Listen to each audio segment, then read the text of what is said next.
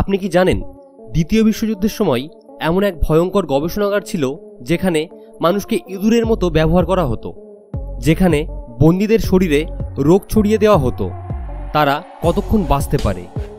আর এই সব কিছুই চলত বড় বড় বিজ্ঞানীদের উপস্থিতিতে। হ্যাঁ, আমরা কথা বলছি মানব ইতিহাসের সবচেয়ে নিষ্ঠুর এবং নির্মম গবেষণা কেন্দ্র ইউনিট 731।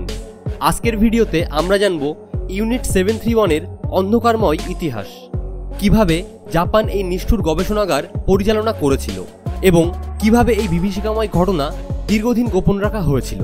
তাই ভিডিওটি একদম শেষ পর্যন্ত দেখুন, কারণ এই ঘটনা আপনার শরীরকে শিহরিত করে তুলবে। দ্বিতীয় বিশ্বযুদ্ধের সময় 1937 সাল থেকে 1945 সালের মধ্যে জাপান চীনের এক বিশাল অংশ দখল করে নেয়। এই সময়েই গোপনে গড়ে তোলা হয়েছিল ইউনিট 731, যা জাপানি সামরিক বাহিনীর জন্য একটি গবেষণাগার হিসাবে কাজ করছিল। এর প্রধান ছিলেন ডক্টর শিরোইশি, যিনি মানুষের শরীরে রোগ ছড়ানোর নতুন নতুন উপায় খুঁজছিলেন। চীনের হারবিন শহরের পিংফাং এলাকায় এই ইউনিটটি গড়ে তোলা হয়েছিল। বাইরে থেকে এটি ছিল সাধারণ সামরিক ঘাঁটির মতো, কিন্তু ভিতরে চলছিল বিভীষিকাময় এক অধ্যায়, যেখানে মানুষকে গিনিপিগের মতো ব্যবহার করা হতো।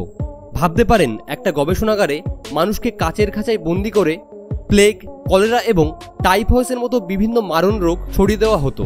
শুধু তাই নয়, দেখা হতো তারা কতক্ষণ বাঁচতে পারে। চিকিৎসা না দিয়েই মানুষকে মেরে ফেলা হতো। এই গবেষণাগারে বিভিন্ন ধরনের পরীক্ষা নিরীক্ষা চালানো হতো, যেমন ফ্রস্টবাইট পরীক্ষা।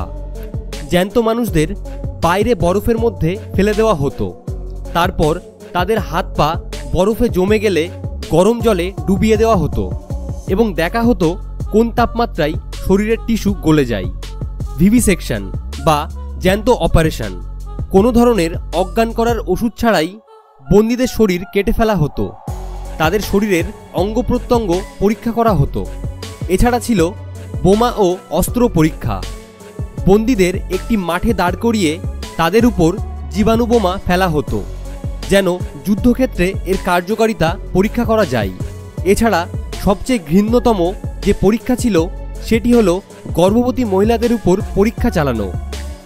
গর্ভবতী মহিলাদের শরীরে রোগ ছড়ানো হতো এবং তাদের নবজাতকদেরও কোনো দয়া করা হতো না।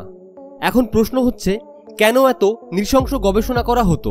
আসলে জাপানি সেনাবাহিনী চেয়েছিল এমন এক জীবাণু অস্ত্র তৈরি করতে যাতে শত্রুদের সহজেই দমন করা যায়।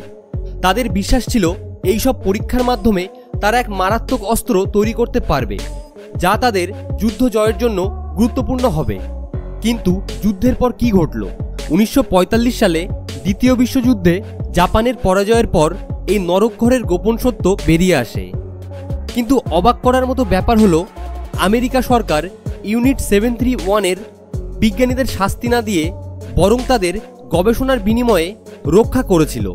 হ্যাঁ, ডক্টর শিরোইশি এবং তার সহকারীরা কোনো শাস্তি পায়নি, বরং তাদের গবেষণা আমেরিকার কাছে তারা বিক্রি করে দিয়েছিল। অনেক ঐতিহাসিক মনে করেন এই গবেষণার ফলাফলই পরবর্তীতে আমেরিকার জৈব অস্ত্র উন্নয়নে ব্যবহার করা হয়েছিল। কিন্তু একটা প্রশ্ন থেকেই যায়, এই মানবতা বিরোধী অপরাধের কোনো বিচার হয়েছিল কি? ইউনিট 731-এর কাহিনী ইতিহাসের এক অন্ধকার অধ্যায়, যা বহু বছর ধরে গোপন ছিল। যদিও আজ অনেক তথ্য ফাঁস হয়েছে, কিন্তু এই ঘটনা আমাদের মনে করিয়ে দেয় যুদ্ধ মানুষকে কতটা নির্মম করে তুলতে পারে। মানবতা ধ্বংস করে যারা বিজ্ঞানকে অস্ত্র বানায়, ইতিহাস তাদের ক্ষমা করেনি আর ভবিষ্যতেও করবে না। তো বন্ধুরা, আজকের ভিডিওটি এখানে শেষ করছি। ভিডিওটি কেমন লাগলো তা কমেন্ট করে জানান। ভিডিওটি যদি ভালো লেগে থাকে তাহলে লাইক ও বন্ধুদের কাছে শেয়ার করুন। আর এই ধরনের অজানা ও রহস্যময় ইতিহাস জানতে চ্যানেলটিকে সাবস্ক্রাইব করুন এবং পাশে থাকা বেল আইকনটি ক্লিক করুন, যাতে পরবর্তী আপলোড আপনি মিস না করেন। দেখা হচ্ছে পরের ভিডিওতে।